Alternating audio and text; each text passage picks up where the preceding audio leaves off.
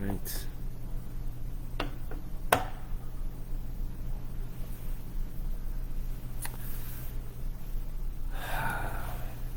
Welcome to Tanya today. We welcome from around the world. Terrence, all the way in Australia. Welcome. And Leah, good morning in Florida. John is with us, North Carolina. Shalom. Michelle, welcome.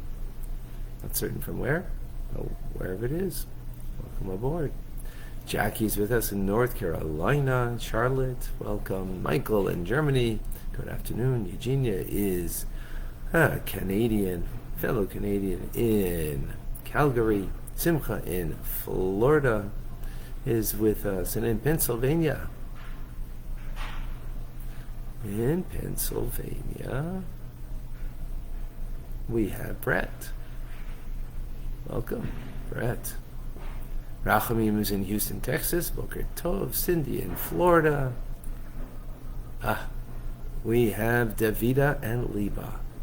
Today's learning is their honor. It's their birthday. Twin birthdays. Double power. Mazel Tov. Shnas Hatzlacha Ubracha. A year of great success and blessings. Beautiful. Beautiful. Wonderful. Very devoted. And may your father be gesund and well. Agnes is with us from Germany. And David is usually in California, but is in Puerto Vallarta. Is that in Mexico? Rabbi is in Morocco. Good afternoon. Omek is in California. Peng in the Philippines. I think it's good evening probably, right? Erica in Norway is with us. Brittany. Welcome, Brittany.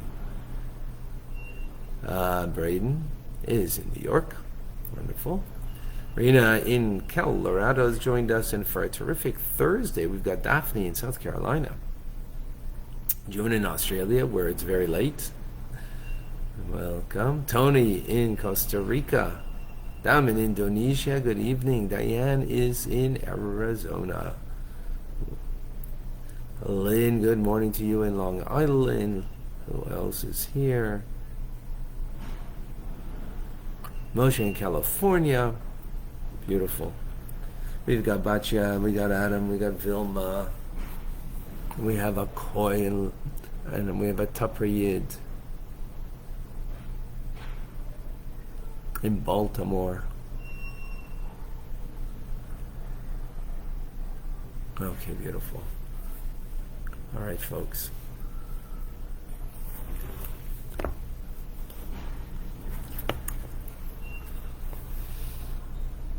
What does God really want? He wants an abode, a home, here in this physical world.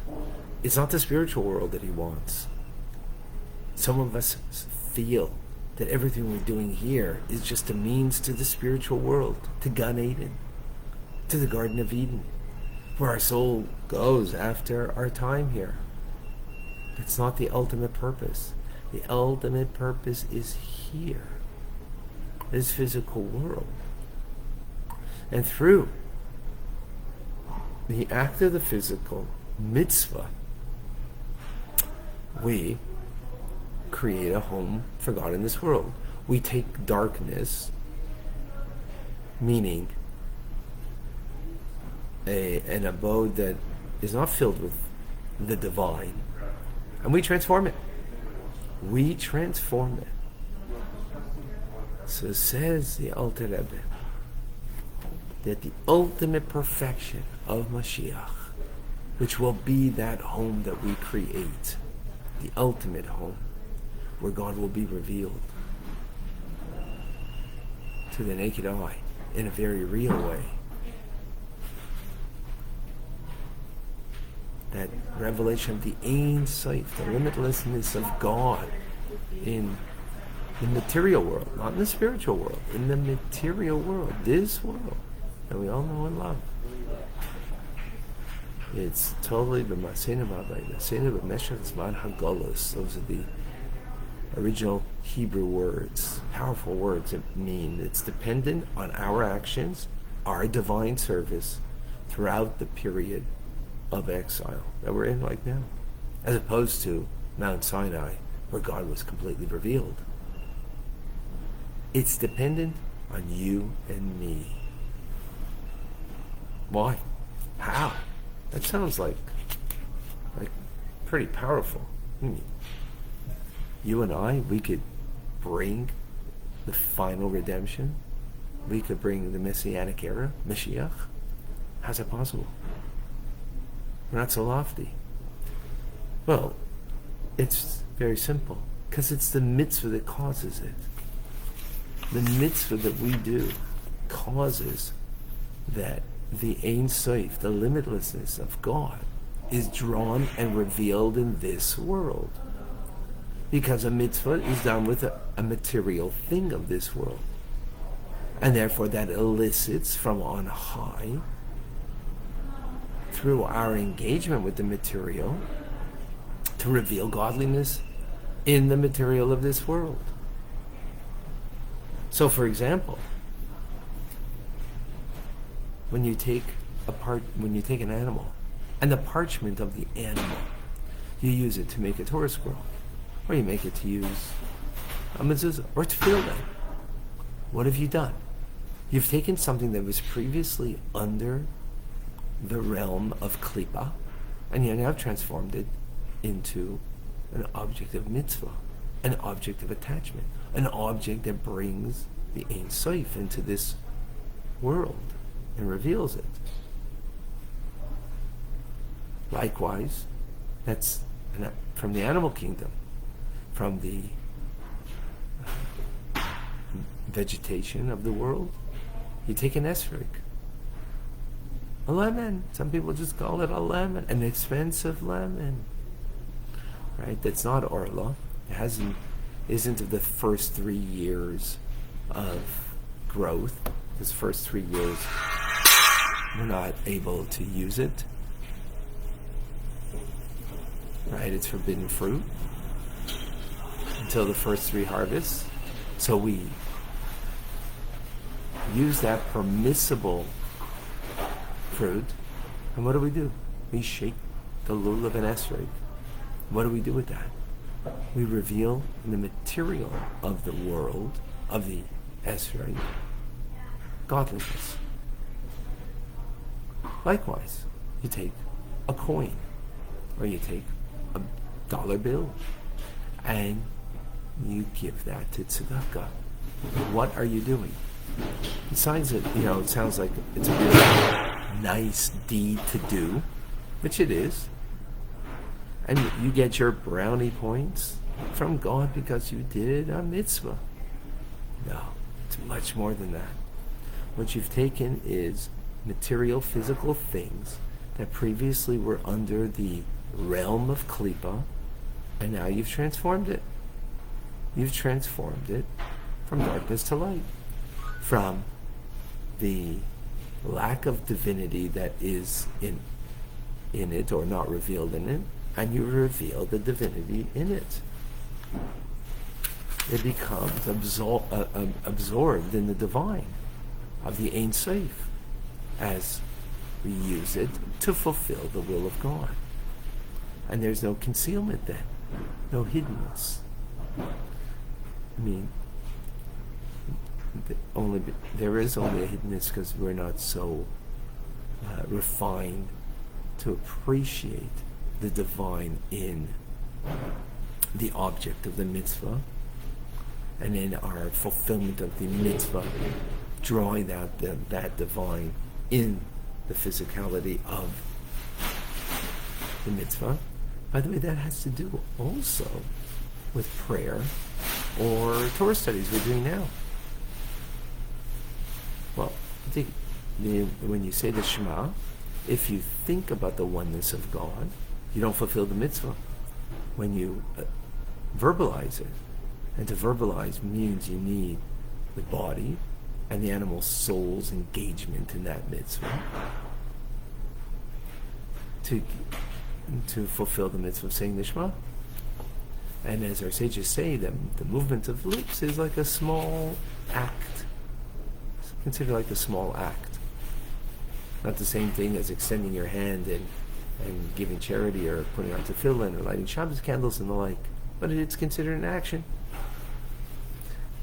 And therefore, not only when it comes to an object, that object becomes absorbed in the divine, but we too, our divine soul, of course, is released from its imprisonment. The animal soul and the body are also absorbed in the divine.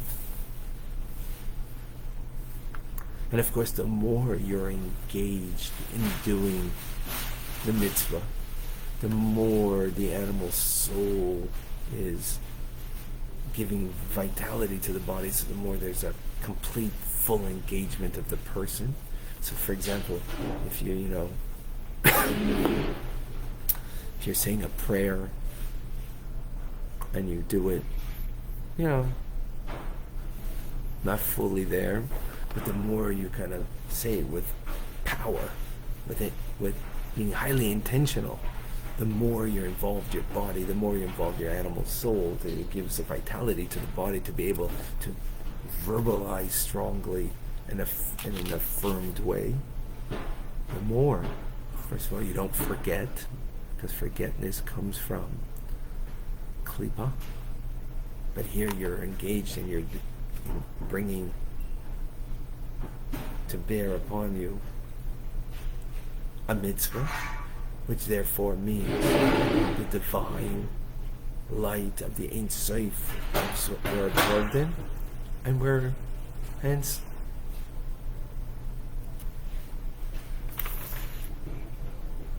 totally bound up,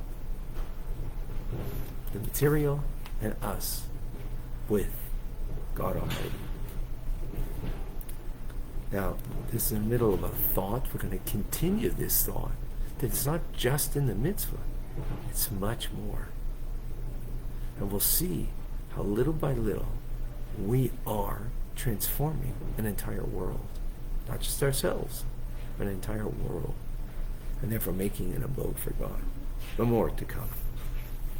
More to come. All right, folks.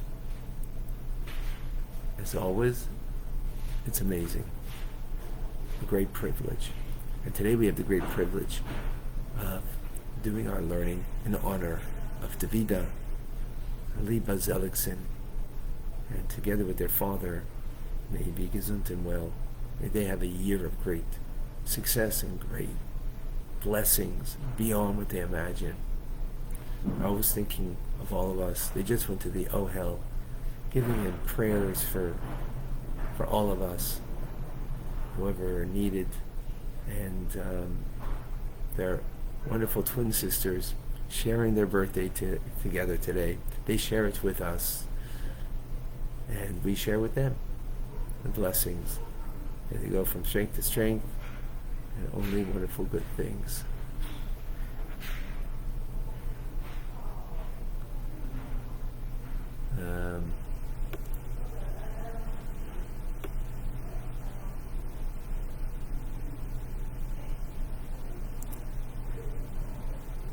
All right. Beautiful. Folks, have an amazing, great day. Our conversation will continue tomorrow. God bless you all. Be well.